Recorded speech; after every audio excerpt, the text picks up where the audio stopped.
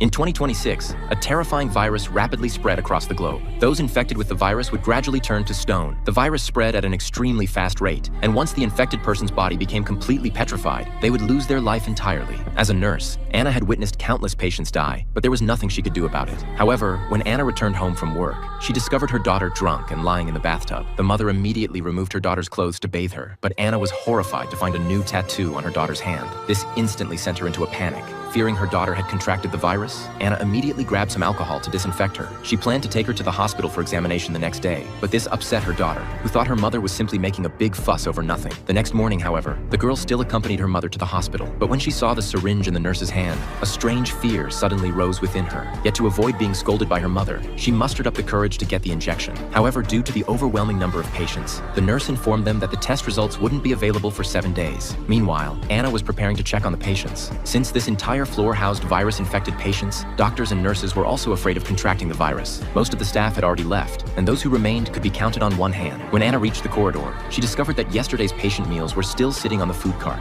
With no other choice, Anna pushed the cart to deliver the meals to the patients. When she entered the ward, the entire room was filled with patients who had already turned to stone. Their petrification had reached over 80%. The patients had lost the ability to move. What came from their mouths was no longer air, but powder. They could only sustain their lives through machines. Fortunately, this virus didn't spread through the air. Just as Anna was delivering food to the last patient, she discovered that the person had completely petrified and lost their life entirely. Anna felt deeply disheartened, but there was nothing she could do to treat them. She unplugged the equipment from the patient's body and covered them with a white sheet. At the same time, the girl had finished her examination and returned to school, but she felt an unbearable itching all over her body. Just as the girl kept scratching her arm, the teacher suddenly called on her to answer a question, but the girl hadn't noticed that the wound on her arm had split open. Blood dripped down her arm onto the desk. The classmates were terrified when they saw this. The teacher quickly told the girl to go to the infirmary to treat her wound. The classmates urged her to leave immediately, as if the girl had become a demon. Seeing this, her boyfriend immediately chased after her, but instead of going to the infirmary, the two hid in the bathroom and began kissing in secret. Little did they know,